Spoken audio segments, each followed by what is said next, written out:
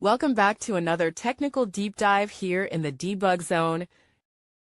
Today we're tackling a big question and breaking it down with insights from other users. Hopefully this clears up some misconceptions and helps you get the answer you need. So buckle up, stay a little curious, and let's jump right in.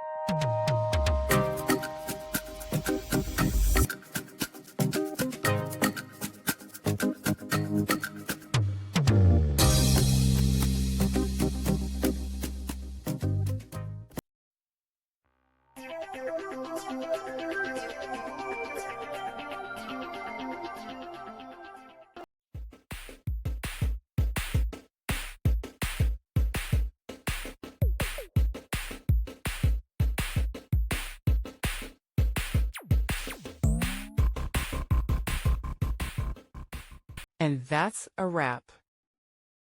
I hope you found the answer you were looking for.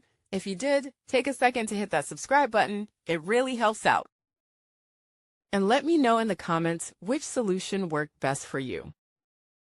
See you next time in the debug zone.